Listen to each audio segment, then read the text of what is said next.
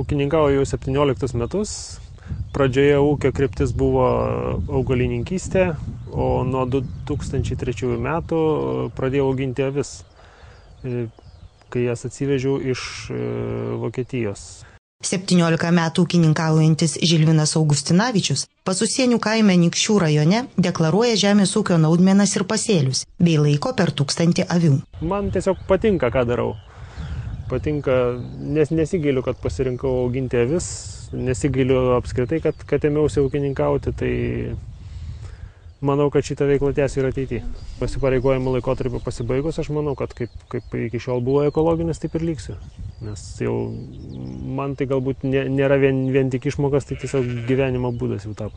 Vienas svarbiausių geros agrarinės ir aplinkosaugos būklės reikalavimų pakeitimų 2012 metais yra išmokų susiejimas su laikomų ūkinių gyvūnų skaičiumi. Reikalavimas laikyti gyvulius aktualus pareiškėjams, kurie gauna tiesioginės išmokas bei teikia paraiškas pagal kai kurias Lietuvos kaimo plėtros 2007-2013 metų programos priemonės susijusias su plotu. Pareiškėjai, deklaruojantis pievas ir ganyklas ir dalyvaujantis veikloje natūralių, pusiau natūralių pievų tvarkymas turi laikyti ne mažiau kaip 0,2 sutartinio gyvulio hektarui. Šis reikalavimas taikomas naujiems pareiškėjams arba tiems, kurie prisijima įsipareigojimus naujiems plotams. Norėčiau atkreipti dėmesį, kad ūkiniai gyvūnai bus skaičiuojami pagal 2011 metų ūkinių gyvūnų registre esančius duomenis. Taip pat nuo šių metų pareiškėjams, ūkininkaujantiems mažiau palankioje vietovėje ir deklaruojantiems pievas ir ganyklas privalu konkrečioje valdos dalyje laikyti ne mažiau kaip 50 sutartinio gyvulio viename hektare. Žilvinas Augustinavičius taip pat ūkininkauja mažiau palankioje vietovėje. Šiam finansiniam laikotarpiu dar visas Anykščių rajonas priklauso mažiau palankioms ūkininkauti vietovėms ir taip pat už ganyklas yra mokami papildomi pinigai. Tos išmokos už mažiau palankęs ūkininkauti vietovės yra nemenka paspirtis. Svarbu, kad ūkinių gyvūnų laikymo vieta būtų mažiau palankioje ūkininkauti vietovėje arba gretimoje seniūnijoje šios vietovės atžvilgiu.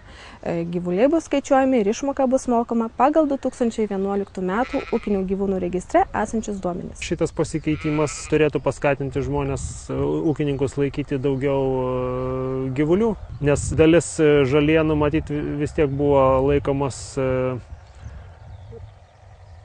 tik tam, kad jas nušienauti, o gyvuliai jose nebuvo auginami. Laikyti gyvulius taip pat privalo ir tiesioginės išmokas gaunantis ūkininkai. Pagal naujus geros agrarinės ir aplinkosaugos reikalavimus vienam deklaruojamų pievų ir ganyklų hektarui, už kurį prašoma tiesioginių išmokų, tenkantis ūkinių gyvūnų skaičius 2012 metais turi sudaryti ne mažiau kaip 1/10 sutartinio gyvulio. 2013 metais ne mažiau kaip 20, o nuo 2014 metų ne mažiau kaip 30.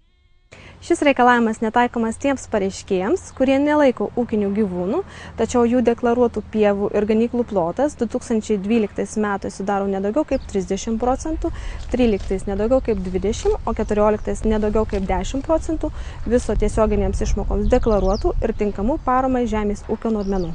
Preliminarias išmokas už 2012 metus deklaruotų žemės ūkio naudmenų ir pasėlių plotus gali pasiskaičiuoti ir patys pareiškėjai. Jų patogumui sukurta skaičiuoklė. Ją rasite Nacionalinės mokėjimo agentūros interneto svetainėje.